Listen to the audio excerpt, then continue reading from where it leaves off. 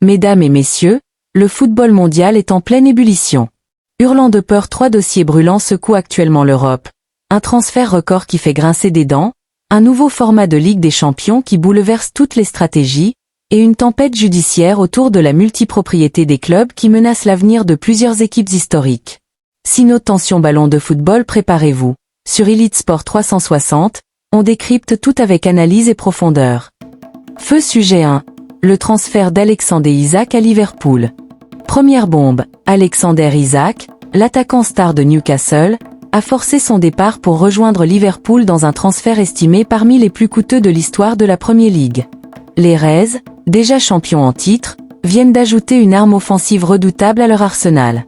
Mais attention, le prix colossal de ce transfert pose question.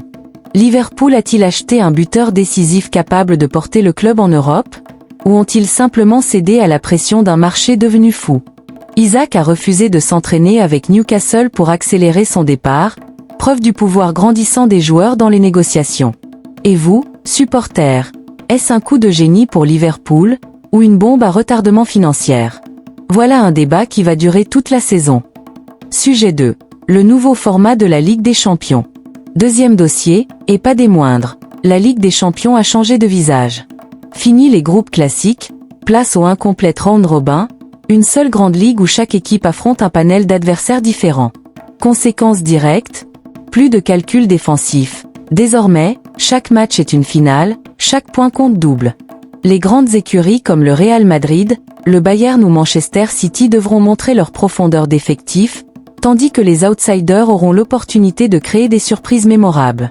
Mais attention, ce format va aussi exploser l'intensité physique des joueurs, surcharger les calendriers, et peut-être fragiliser les clubs moins riches en effectifs. Question cruciale, ce changement rend-il la compétition plus spectaculaire pour les fans, ou plus injuste pour les petits clubs ? Sujet 3. Le scandale de la multipropriété des clubs. Et enfin, la bombe réglementaire, l'UEFA a frappé fort contre les cas de multipropriété. Certains clubs, dont Crystal Palace et Lyon, sont désormais menacés d'exclusion des compétitions européennes. Motif, le même groupe d'investissement contrôle plusieurs clubs pouvant s'affronter en Europe. Un vrai casse-tête juridique et éthique.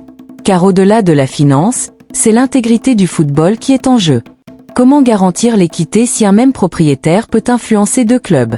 Les sponsors s'inquiètent, les supporters crient à la trahison, et certains clubs risquent de perdre non seulement des millions d'euros, mais aussi la confiance de leurs fans. Le tribunal arbitral du sport pourrait être saisi, mais le mal est fait, l'Europe du foot est divisée. Est-ce la fin d'une ère où les grands groupes dictaient leurs lois, ou juste le début d'une guerre entre l'UEFA et les investisseurs privés ? Voilà, 3 dossiers brûlants, 3 secousses qui redessinent le paysage du football mondial. Chez Elite Sport 360, on vous donne les clés pour comprendre, analyser et débattre.